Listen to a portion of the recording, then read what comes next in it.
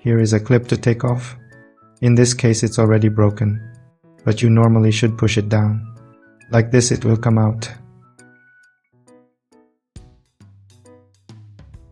Here is the negative wire. It doesn't need to be disconnected. Now it's off. Here is the inside.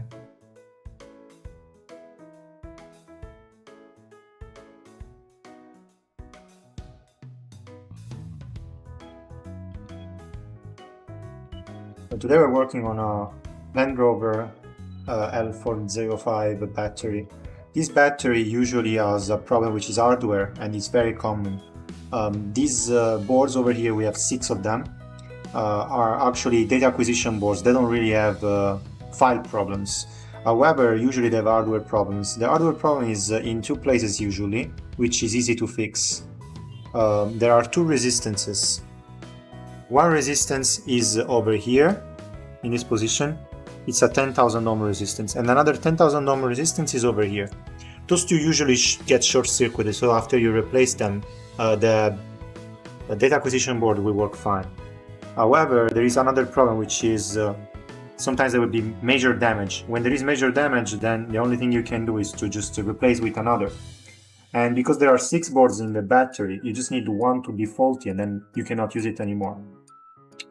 But the good news is that you can just replace the battery data acquisition board from another battery, from a failed battery, and you can use it normally. The only thing you need to be careful about is that the position of the data acquisition board is actually important. So starting from the connector, we will have a data acquisition board A, B, C, D, E, F. And each of them, the data is actually different because it has the information about the position. So if I need to exchange, for example, this one, I must make sure that the good one is also an A. If it's not an A, then I need to change the data inside. You can purchase the information from our website, so you can actually write this data. But of course, if you use the same position, then you don't have to worry about that. So each position has a different set of data, and all the batteries are the same.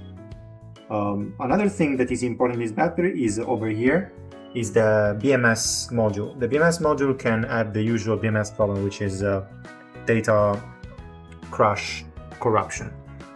So when data is corrupted because of crash, there is a file to be fixed, and this is also the common issue on this battery.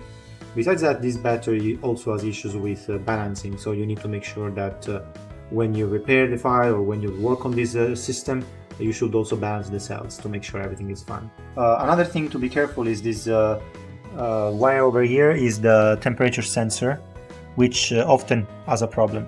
If you find out your temperature sensor is giving bad information, you should replace it with another from another battery. Another thing is if you find the battery cell is leaking, then you must replace them absolutely.